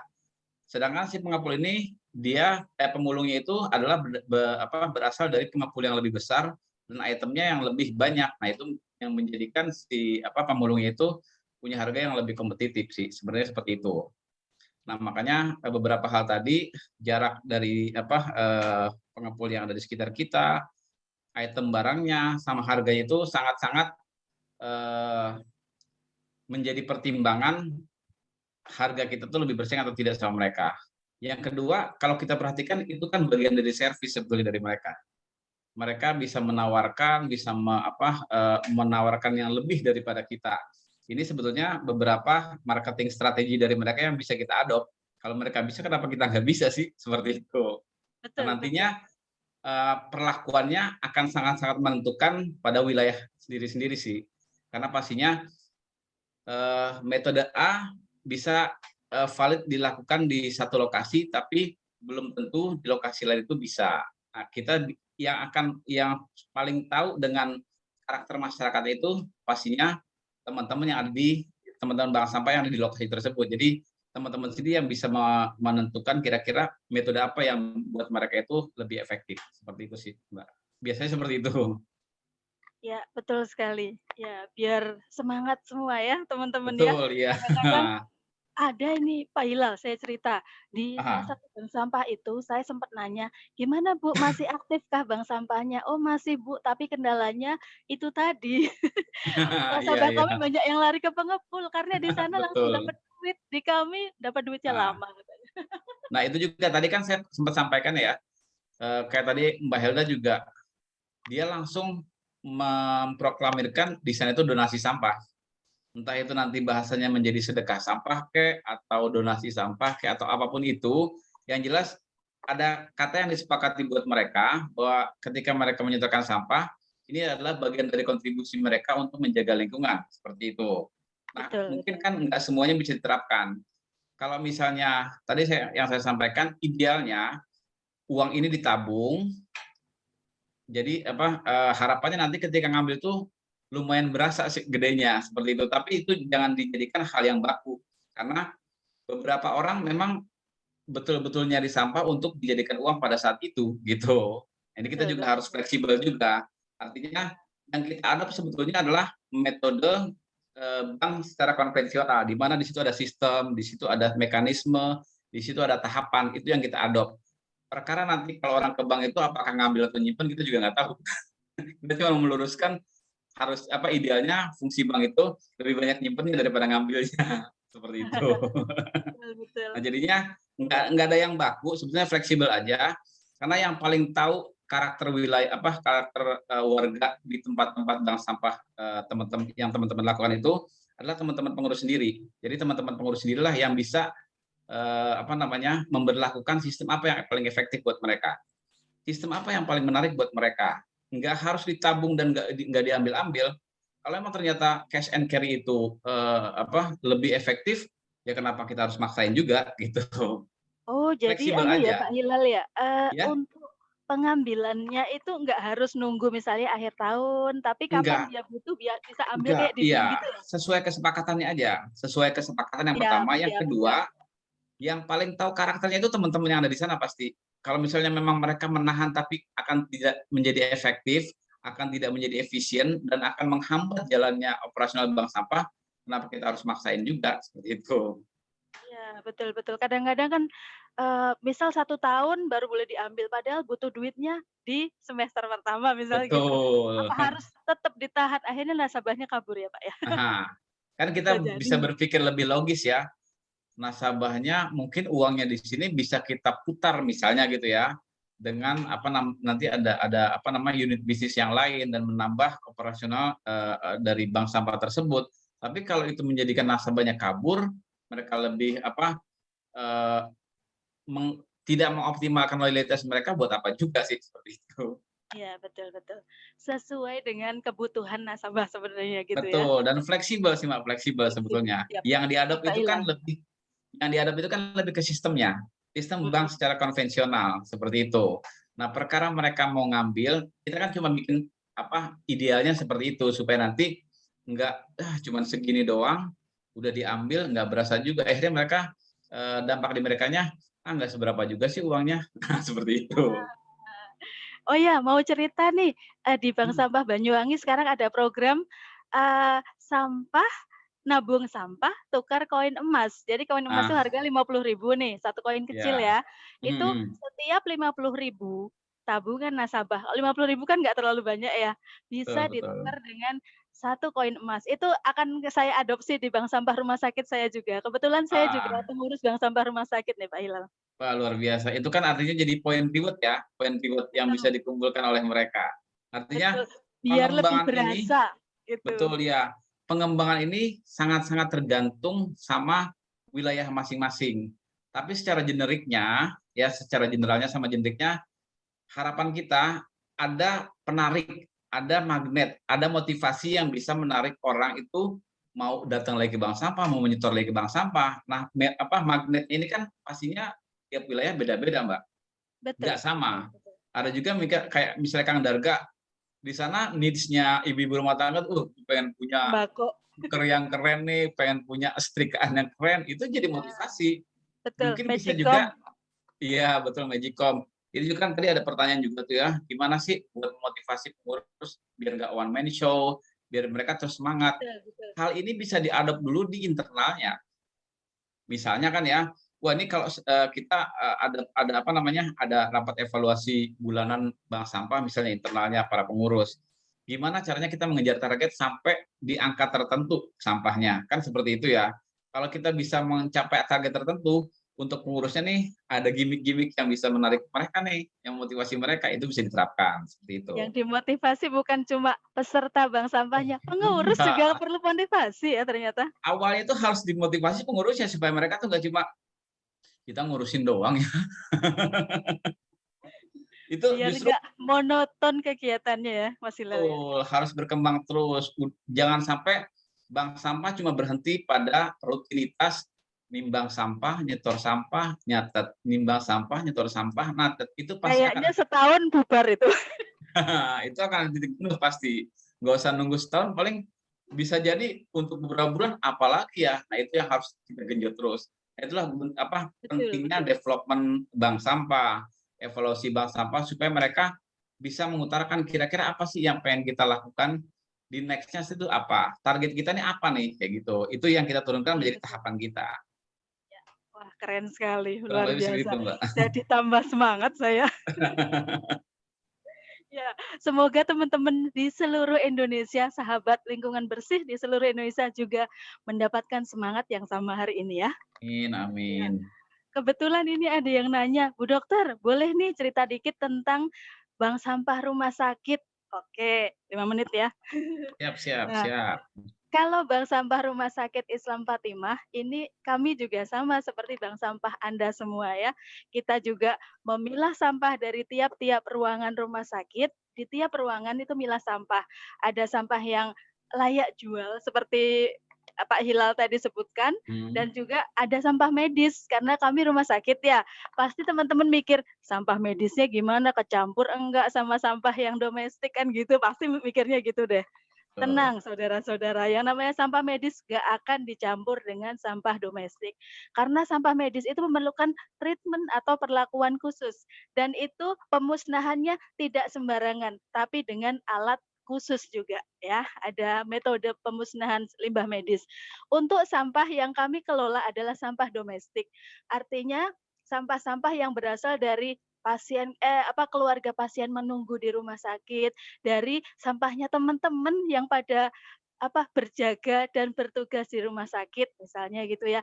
Kan teman-teman juga perlu makan dan sebagainya. Mereka juga produsen sampah kan sama seperti kita semua ya. Jadi teman-teman yang di ruangan-ruangan rumah sakit itu kita ajak untuk memilah sampah dari ruangan masing-masing dan tiap ruangan memiliki tabungan sampah atas nama ruangan. Tabungan sampah ruang sofa, tabungan sampah ruang marwah, tabung sampah laborat, tabungan sampah kantor, tabungan sampah medical record itu semua punya tabungan sampah ini Mas Hilal. Nah, Luar biasa, luar biasa. ya mendidik warga masyarakat yang ada di rumah sakit kita supaya memilah dan menabung sampah. Kami tiap hari Selasa pagi jam 8 sampai jam 9 kita operasional. Sampahnya diambil oleh bank sampah induk, yaitu Bank Sampah Banyuwangi. Kebetulan di Banyuwangi ada bank sampah induk yang diinisiasi oleh Pemda. Dan itu sifatnya adalah pembinaan terhadap bank sampah kami, dan kebetulan kami juga nyetor ke Bank Sampah Banyuwangi tadi. Untuk pengambilannya, setiap tahun sekali menjelang Lebaran, itu kita berkumpul dan bisa diuangkan. Dari tiap-tiap ruangan tadi dilombakan. Ruangan mana yang paling rajin milah sampah nanti dapat reward. Nah, seperti itu. Ya, sementara baru itu aja yang kami lakukan. Mudah-mudahan bisa memberikan ide-ide. Kedepannya kami ingin masyarakat sekitar rumah sakit juga menabung di bank sampah rumah sakit kami. Dan kami juga ingin membuat inovasi. Setiap 50.000 tabungan dari tiap ruangan itu bisa ditukar 1 koin emas. Kedepannya seperti itu, Pak Hilal. Wah, Ya. luar biasa, Mbak. Artinya kalau kita ambil kata kuncinya, ada magic word, ada motivasi, ada magnet yang bisa menarik mereka supaya mereka lebih banyak ikut dan join dalam kegiatan bank sampah. Nah, Betul. kata kuncinya ini, magnetnya ini, kata motivasinya ini kan memang pasti akan bervariasi, akan sangat-sangat bervariasi sesuai dengan kebutuhan yang ada di situ. Mungkin Mbak Tari melakukan itu karena ngelihat kayaknya kalau dibikin lomba-lomba gini seru nih. Mereka tuh punya motivasi buat minimal awalnya ngejar hadiah, ya kan? Iya. Nah, itu Lama-lama, oh lama-lama ternyata. kan jadi kebiasaan. Iya, Artinya gini, betul. dulu ketika kami melakukan kegiatan lingkungan itu di 2006 awal itu belum ada kata bank sampah. Jadi yang kita lakukan bagaimana menarik ketertarikan mereka, bagaimana menarik motivasi mereka secara masif. Karena kan kalau misalnya saya juga dulu melakukan door to door. Ayo Bu, mau nggak sih ngelola sampah? Mau ini tahu nggak sih jenis sampah? Oh itu kayak gitu. Itu di satu waktu efektif, tapi untuk memasifkan ini cukup lama. Seperti itu. Nah, ada metode yang cukup efektif memang lomba atau kompetisi. Di awal memang mereka tuh punya motivasi untuk mengejar hadiah. Tapi kalau lomba ini kita lakukan selama beberapa bulan, mereka nggak sadar bahwa mereka juga melakukan kebiasaan dan perubahan kebiasaan. Dan akhirnya itu menjadi habit mereka yang baru, seperti itu. Nah, ini mungkin bisa diterapkan sama teman-teman sesuai wilayahnya masing-masing, sesuai kebutuhan di wilayah masing-masing. Karena yang paling tahu karakter sama kebutuhannya pasti teman-teman yang di wilayah tersebut, seperti itu. Saya cuma menjelaskan generik aja dan memberikan beberapa contoh sesuai lokasi yang memang punya kebutuhan yang sama, seperti itu. Ya, biasa satu sih, Mbak. pertanyaan lagi ya. Wah, ini seru banget nih. Kayaknya nggak bisa berhenti nih ya. Silakan. Lanjut. Satu pertanyaan lagi. Ini ada dari Ibu Siti Mariamah. Gimana sih caranya ngerekrut kaum milenial supaya mau join bank sampah kita? Ini isinya emak-emak semua ya, Bu Masuna ya. Oh, maaf, Ibu Masyamah ya. Sama ini bank sampah digital di Banten keren-keren loh. Itu isinya anak-anak mahasiswa, anak-anak milenial, dan mereka bisa seperti Mas Hilal bilang tadi, punya banyak ide-ide. Nah, gitu. Betul, ya. Ya, memang sih harusnya sih yang tadi yang sempat saya sampaikan tadi juga yang ibu yang ada di Banten ini mungkin bisa sharing juga gimana caranya mereka bisa menggait anak-anak milenial sama digital nih seperti itu ya yang lebih kompeten. Padahal lainnya emak. Iya, praktek nyata. Artinya gini, kalau kita pelajari kan pasti ada kata yang menarik si kaum milenial ini untuk ikut bergabung ke bank sampah. Kayak mungkin misalnya nih ya, sekarang ini kan kalau mereka itu lebih condongnya, gue pengen bikin video mereka bikin kanal YouTube lah atau apa. Kalau mereka diarahkan ke arah situ mungkin bisa menarik mereka. Kita mungkin secara nggak langsung agak memaksakan mereka ikut dengan gayanya kita. Padahal itu bukan gayanya mereka. Misalnya gini ya, ini harus begini, harus begini, harus begini. Padahal di mereka itu, ngapain sih gue capek-capek nyatet, orang ada aplikasi kok, orang ada Google Drive kok, udah ada sharing folder kok, ngapain sih harus capek-capek begini. Teknologi sepertinya ya. Betul, artinya salah satu magic code buat mereka kan teknologi. Teknologi itu kan macam-macam, apakah itu kenapa enggak? Yuk kita bikin bank sampah, tapi kita bikin videonya nih, videonya supaya bisa kita upload ke YouTube atau ke media sosial, supaya mengundang lebih banyak massa untuk menarik perhatian mereka. Ini sebagai bagian dari kampanye. Karena itu lebih Betul. menarik buat mereka Sama daripada Instagram. Sama Instagram betul, cocok. betul. Yuk kita bikin kegiatan-kegiatan yang memang Instagramable gitu kan, atau Betul. yang bisa coba buatkan narasi dong. Kita nih yang kaum 4.0-nya ini bisa melakukan seperti ini. Coba dong dari sudut pandang teman-teman bisa menarasikan ini dan mengarahkan ini supaya lebih digital seperti apa. Itu tantangan buat mereka. Kalau Betul. kita ngajak mereka dengan gaya kita, pasti mereka kan, aduh, bete banget sih. Ini urusannya emak-emak soalnya ini. Iya, bikin boring katanya. Nah, kalau kita ngarahkan merekanya, coba dong bikin video atau bikin narasi yang nantinya ketika diupload ke Instagram itu lebih bunyi nih, lebih happening nih, lebih viral nih. Mereka tuh lebih punya viral. kapasitas untuk itu daripada yang bisa kita lakukan seperti itu. Jadi kalau tadi keren, itu keren. lebih ke garis besarnya, menerjemahkan ini ke beberapa segmen, mau segmennya teen ya, remaja, anak-anak muda, segmennya kaum digital, mungkin segmen-segmennya para scriptwriter dan para penulis itu kan beda-beda. Biarkan mereka yang mengeksplorasi itu, tapi kita cuma kasih garis besarnya, generiknya seperti apa, sistem secara umum seperti apa, mereka yang mengadop dan menerjemahkan ini dunia mereka masing-masing. Jangan dipaksakan mereka harus ikut kayak kita begini gitu.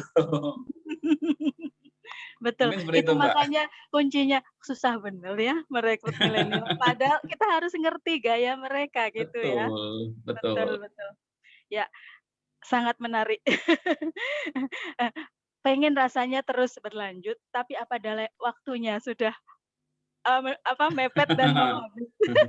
Karena memang biasanya belum. kalau udah ngomongin Mbak, saya bisa 2-3 hari. Waduh, betul ini Pak Hilal.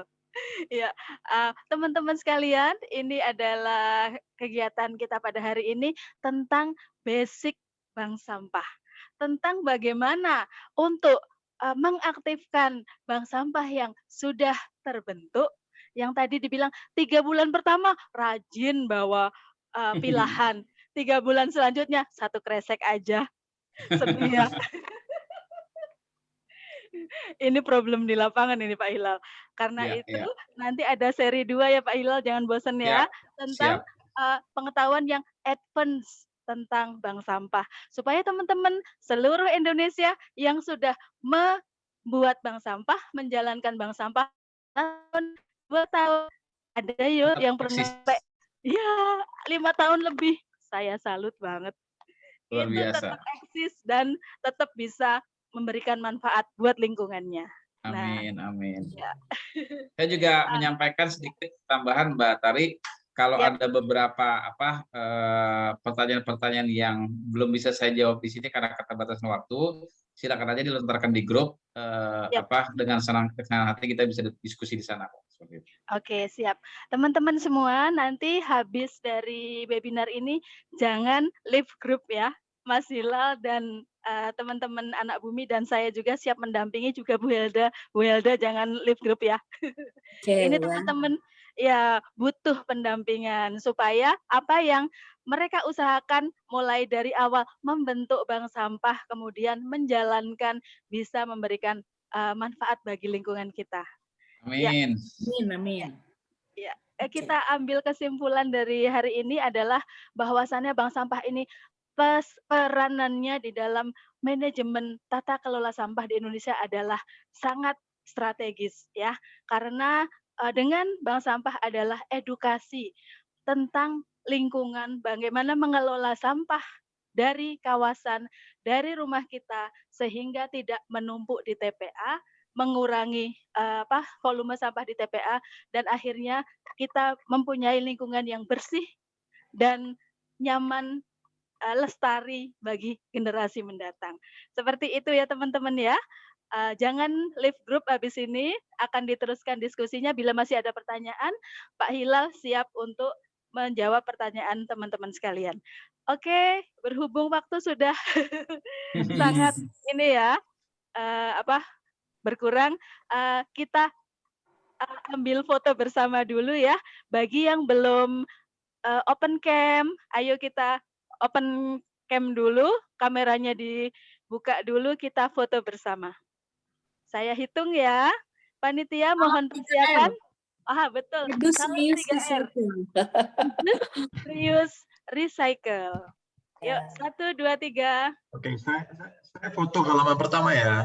1, Oh, ya. 2, 3. Oke, sebentar. Oke, Kita siap. lanjut foto halaman kedua. Foto halaman kedua. Oke, Bapak Ibu aktifin kamera ya. Oke, 1, 2, 3. Oke, sekali lagi. Halaman ketiga terakhir. 3. Pakai salam anak bumi ya. Oh, siap. Anak bumi gimana, Bu? Salam anak bumi, salam harmonis. Oke, siap. Oke. Yuk, 1, 2, 3. Salam anak bumi, salam harmonis. harmonis. Iya. Oke, sudah. Oke. Ya. Oke, teman-teman seluruh Indonesia, terima kasih atas kehadirannya. Alhamdulillah sudah kita lakukan webinar hari ini dan banyak ilmu yang sudah kita dapat. Mari bersama-sama kita memberikan kontribusi kita kepada lingkungan kita dengan cara memilah sampah dari rumah, kemudian pilah dan olah dan manfaatkan sampah sesuai jenisnya. Oke, terima kasih dari saya. Terima kasih, Apabila salam. ada Assalamualaikum kekurangan semua. dan kesalahan Semuanya. mohon dimaafkan. Selamat malam. Salam anak bumi, salam harmonis. Pak Hilal, Ya. bisa saya dihubungkan nih sama Unilever? Siap, Bu. Nanti kita japrian, Bu. Ya, siap. Siap, Oke. siap. Siap. Terima kasih ya. Terima kasih semua. Assalamualaikum. Ya, terima kasih Terima kasih, semua. Mbak Tari. Teman-teman Iya, semua. sama-sama Pak Sukses Ilham. Assalamualaikum. Terima kasih Bu Helda. Terima kasih teman-teman seluruh Indonesia. Sampai jumpa lagi. Izin live ya. Ya, Izin live juga ya. ya, monggo.